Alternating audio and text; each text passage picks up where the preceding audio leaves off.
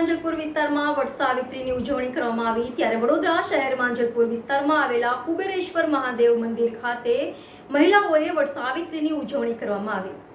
વટ સાવિત્રી પૂર્ણિમા દર વર્ષે જેઠ માસના શુક્લ પક્ષની પૂર્ણિમા તિથિએ મનાવવામાં આવે છે। વટ સાવિત્રી પૂર્ણિમાના વ્રત પરિણીત મહિલાઓ રાખે છે, જેનું લગ્ન જીવન અખંડ રહે, પતિને લાંબુ આયુષ્ય મળે અને તેમનું દાંપત્ય જીવન સુખી રહે। વટ સાવિત્રી પૂર્ણિમામાં દર વર્ષે જેઠ માસના શુક્લ પક્ષની પૂર્ણિમા તિથિએ મનાવવામાં આવે છે। વટ સાવિત્રી પૂર્ણિમાના વ્રત પરિણીત મહિલાઓ રાખે છે, જેથી તેમનું લગ્ન જીવન અખંડ રહે, પતિને લાંબુ આયુષ્ય મળે અને તેમનું દાંપત્ય જીવન સુખી રહે। આ વર્ષે વટ સાવિત્રી 21મી જૂન છે કે 22મી જૂને તેની ચોક્કસ તારીખ વિશે લોકોમાં કન્ફ્યુઝન છે, કારણ કે વટ સાવિત્રી વ્રત માટે જરૂરી પૂનમની તારીખ 21 જૂને સવારે શરૂ થશે અને 22 જૂનના બીજા દિવસે સવાર સુધી ચાલુ રહેશે। વટ સાવિત્રી વ્રત પતિની લાંબા આયુષ્ય, ઉત્તમ સ્વાસ્થ્ય અને સુખી દાંપત્ય જીવન માટે રાખવામાં આવે છે।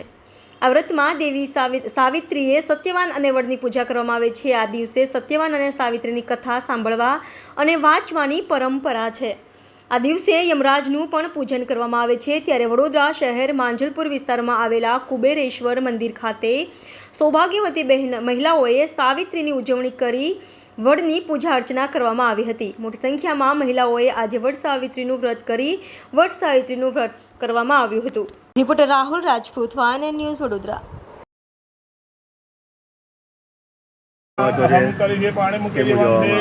પૂજા એટલા માટે કરવામાં આવે છે કે 7 જન્મ સુધી આપણા વર આપણી સાથે રહે અને લાંબી આયુ મળે એમને, એના માટે ઉપવાસ કરવામાં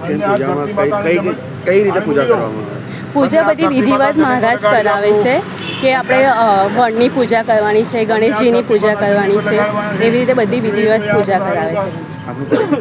સોરી, મારું નામ ભારતી મહાલે છે।